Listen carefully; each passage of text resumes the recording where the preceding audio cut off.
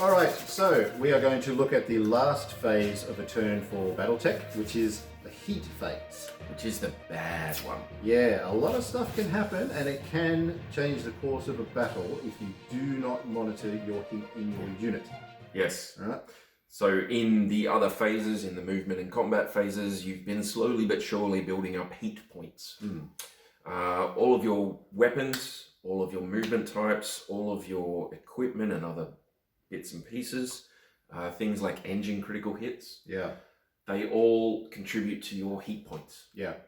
And at the end into this heat phase, you add up all of the things that gave you heat, and then you look at how many heat sinks you have, and you take away that much heat, and anything that's left over goes onto your heat scale. So we'll put up the heat data. Oh, yes. That's on the sheet there. So every BattleMech, when they design them, the engine includes 10 heat sinks. So it can get rid of 10 points of heat.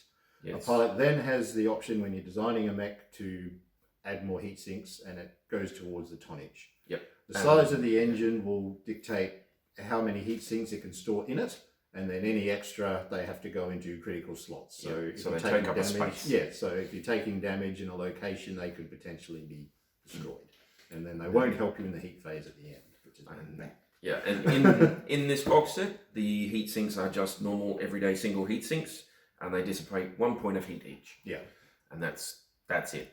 If you can get them underwater, then they'll dissipate double.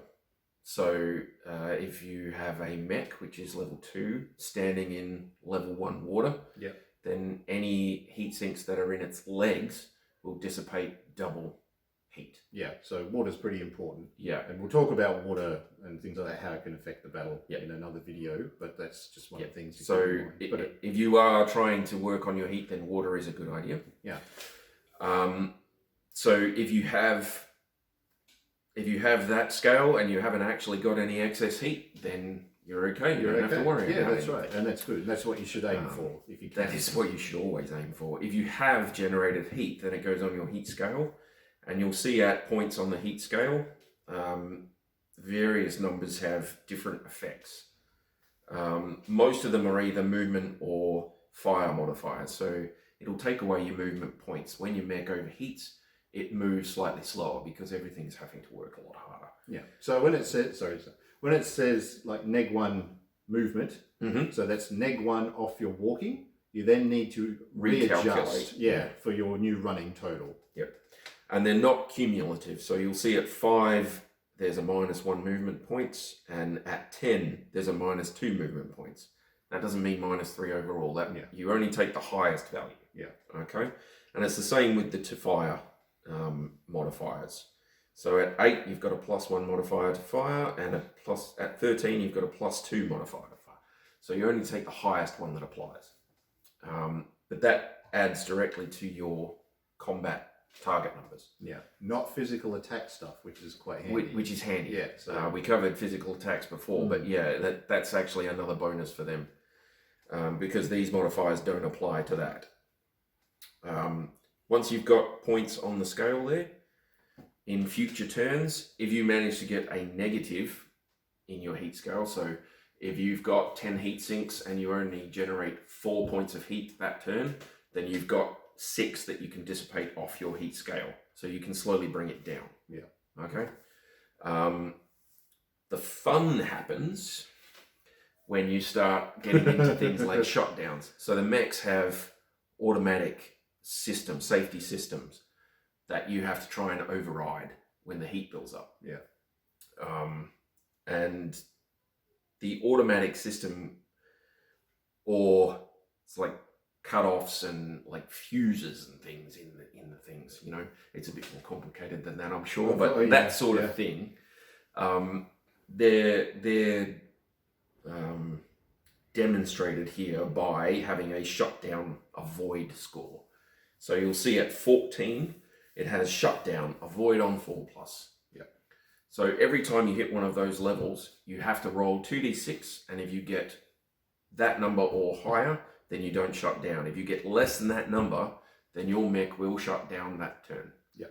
Which means it spends the whole next turn immobile. Counts as immobile, which is a -4 bonus to anyone who wants to shoot at it. And you might fall over too. And because you've got to do a piloting check as well. So it's bad. It's bad. Now that 4+, for example, is not modified by how good the pilot is. It's just a straight, oh my gosh, I'm overheating, press a button. Yeah. That's all it is. Yeah. So 4+ isn't too bad on 2d6, so you should be okay. But it has happened. I've seen it happen. It's quite bad. And if you do shut down, so you'll spend that whole turn not able to do anything, but you'll dissipate all of your heat, as far as I remember. Yeah, your heat sinks, or whatever heat sinks you have left, they'll work at maximum capacity over the I'm pretty sure you just say, well, I have no heat left now after that, no matter what you do. And you'll automatically start up again. You'll be active again. Yeah. That's good. You can, if you are getting very, very, very hot, you can elect to shut down yourself. But you have to do various checks and things. But you can shut it down yourself. You're far better off being active with virtually, even if you've got a movement of 0 because you've got so many negatives. You're still better off. Yeah, you're not counted as immobile. So you don't generate those penalties. You just can't move. You can't, but you can't move anywhere. So even more bad stuff happens once you start getting too high on the thing, because it's not just shutdowns that you have to avoid. It's cooking off your ammunition. Yeah, that's a bad one, unfortunately. So there's a ammo explosion avoids start at 19 heat. If you're generating enough heat to get to 19, you're doing something seriously wrong. But I've been there, and I'm sure you've been there. Yeah. Oh yeah. So the first avoid is on a 4+ again, but if you fail that, then I think you have to randomly determine an ammunition bin. That's right. Yep. And it's the entire bin on that single location. So will explode, and all of that damage that's left in that bin will apply to your mech. And yeah, there's very few of this tech level. There's very few mechs that can survive an ammo explosion. No. So and the damage applies to your internal structure. And it will flow out as the armor diagrams and structure diagrams show. Yeah. It actually flows through the torsos and things.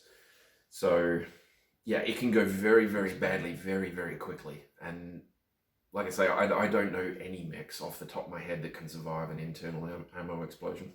And if the mech does happen to survive that, the poor pilot, it takes 2 hits. Just automatically 2 hits. Yeah, a pilot's dead after 6 hits, so that's quite bad. Yeah, that's a third of your available life. And all that sort of thing. Yeah. So each time a pilot takes a hit, they've got to do a conscious check at each level. So you might have a fully functional mech to a degree, but your pilot's having a nap. Then you're screwed. It's again, considered a mobile target. It's sitting duck stuff, so you really, really don't want that. It's very, very important to keep track of it. And then the other thing with heat after ammo explosions, as you were saying, with damage to your Mechwarrior, you can actually take damage from heat itself. So you're sitting in a cockpit in your mech, and it's slowly building up all of this heat. You're starting to cook in there. So once you get to 15 it is. So between 15 and 25, every turn that you spend in that range, your Mechwarrior is going to be taking a point of damage. Now, I think that's only if the life support if the life support is taking damage. So in your head cockpit, you've got 2 locations internal that are life support. Yep. So if they haven't taken any damage, that's okay. You're okay. It's a sealed unit, but once it takes damage, then the heat's going to cause issues. So if you take damage to your life support, then you'll start taking heat damage as well. And once it goes over 25, then you're taking 2 points of damage for every turn. Yeah. So keeping your cockpit intact, your life support intact, and your heat down as far as possible is crucial. Yeah. So on that table, it actually goes up to 30, but you can go above, which is what the overflow. So you still have to pay, it's still a credit on your heat. So you still need to get rid of dissipate that it somehow. Yep. And it's worth noting that once you get to 30, it's an automatic shutdown. Yeah. You don't get to roll, you don't get to do anything. You get to 30 heat and you're just going to shut down. Everything stops. And you've had, 1, 2, 3, 4 shutdown tests and 1, 2, 3 ammo explosion tests along the way to 30. And some of the numbers are pretty full on. Shut down, ammo explosions, avoid on like an 8+. Yeah. Shut down on 10+, even before you hit 30. So yeah, and an 8+ on 2d6 isn't as easy as it sounds. So yeah, you need to keep a track of your heat. If you are like me and you don't do that very well, then it's a good idea to choose your mech with care, because you can pick mechs that won't overheat at any point, no matter what you do, right? The only thing you ever need to worry about is engine hits. Engine hits will generate 5 points of heat for the first hit, and 10 points for the second hit. Yeah. Third hit you explode, so you know that's a bonus. But two engine hits is 10 points of heat, and that's all of your basic heat sinks for the engine right there. So yeah, it's not good. So in that case, you need to find a water source of some sort quickly, and hope that you've got leg mounted heat sinks, just so you can still remain functional. Because even just a walk is one heat. You just you're just slowly going to climb up that scale. So mechs like a Locust, where you can fire everything that's on the Locust and run flat out and not generate a single point of heat, they're really good. Yeah. They're really good. And there's a couple, I think there's a Wolverine or a Shadowhawk or something that you can do basically the same thing. You can jump their full jump distance and fire every weapon you have and still not generate any heat. They're really good. And you get stuff like an Awesome, which will put out extreme amounts of damage. But if you fire all three of those things, then you're going to start slowly creeping up the heat scale, and you need to manage that. Yeah. Well, most pilots are used to the fire 3, then fire 2, fire 3. For PPCs, it's got 3 PPCs, so you just sort of 3, then 3, then 2, then 3, then 3, then 2, or 3, 2, 3, 2, 3, 2. But that's what you have to do is to keep your heat under control. You need to be monitoring your speed of movement, the type of movement you're doing, and the weapon configuration that you're using. So the order that you're firing those weapons in. Yeah.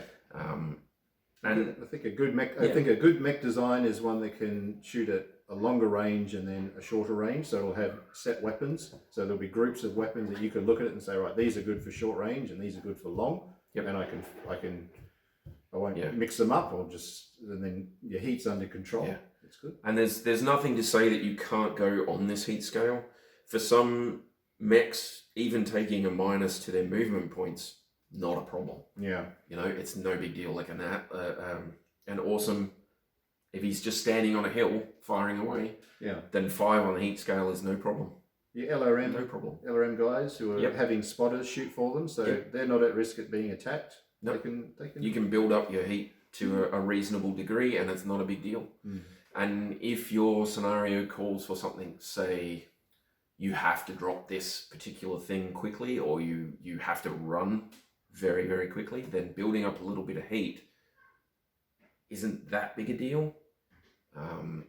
If you look on the scale, up to 4 doesn't actually do anything. It's not until you hit 5 that you start getting issues. So you've got a little bit. So you've got a little bit of leeway there. And if you just have to blow something up, then having a movement modifier isn't a problem. If you're not going anywhere, then a 5 isn't a big deal. And you don't start taking modifiers to your 2 hit rolls until you hit 8. So you've got a good solid amount of heat there. So don't be worried too much about building some heat up. Just keep an eye on it and make sure you're monitoring yourself a bit, because it can get very ugly very quickly.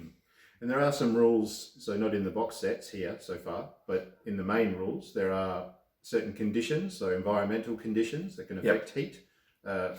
Simple thing like fire. You move through a hex that's on fire, you'll generate heat. There's certain equipment like Inferno rounds, which generates... I like them. They generate heat. It's like a gel that catches on fire, sticks to your mech. And then basic simple stuff like a flamer. So you can use a flamer to raise the enemy's heat. And don't discount that either, because things like losing movement points and modifying their target numbers, but all importantly, once you get them to 14 heat, they're going to have to start trying to avoid shutting down. So it's a valuable resource, heat. And if you can pile it onto the enemy, then you're doing just as well as if you were damaging them. Yeah. And again, that's another one I like being a mercenary, because with the shutdowns, you get a lot more Free stuff. Your scavenge is higher. Yeah. But yeah, no, there's certain that's in this. Yeah. But something to look forward to. Yeah, you know? yeah, get into it. It's really good. So the Inferno ammunition is really solid. Things like flamers, really solid. The tactic of setting forests and things on fire to generate more heat for the mechs that are moving through it. Brilliant. Absolutely brilliant. I only found out yesterday that there's such a thing as an Inferno mine. And I am really happy about that. I'm like, that is gold. I'm not, because he's probably going to use it against you now. Bloody oath. You can get like swarm munitions that drop Inferno mines. Oh! Do it! Just do it! But your ballistic weapons generally don't generate as much heat when you fire them. That's one of the benefits of them. So they're generally heavier, and maybe they need ammunition. But they don't generate as much heat. So something big like a high level autocannon still doesn't generate as much heat as a basic PPC or a large laser. So large laser's good, but yeah, you're talking 8. It's 8 damage, which is great, and it's got a good range. But you're talking it's 8 heat as well. Yeah. So I think a good mech has a combination of energy weapons and some ballistic. You know. And there are sort of ammunition options, like we just sort of touched on, but there's a whole bunch of them out there, and that's where those ballistic weapons really come into it. We'll talk about those with some other videos, but for heat purposes, if you can have a mix and match of ballistic and energy, then that's pretty good. Yeah. I mean, this is just min-maxing your mech, but I mean they lore-wise, I think they put a lot of energy weapon heavy scout mechs, because you're going deep out, you don't want to be relying on ammunition, but if you end up with one of those sort of mechs, you can end up with a mech that does tend to heat up fairly quickly, because they're not meant to be in a big battle. They're meant to be taking the occasional pot shot and then running. So yeah, it's worth looking at the type of mech that you've got, and a little bit of the fluff behind it, or the lore, or where it came from, and what sort of role it's geared towards. But yeah, heat is a big part of things. Heat's one of those. Well, fire in general, you know, fire is good and it's bad. It's one of those necessary evil things. But but heat is a very, very important aspect of the turn, and it's something that you really, really need to understand, especially when you're a beginner player. The first time you get a fire starter to cook off a Battlemaster's ammo, you'll go, that's the best. I'll have lots of those. So that's heat. I hope that sort of helped you. If anyone else has some tips and things like that for managing heat and like things like that, some little tips for everybody. It's probably going to come up again at some point. But there will be some other videos that we do that will touch on heat as well. But that's it for that one. So all good. Thank you. See ya. Good job, man. Good job.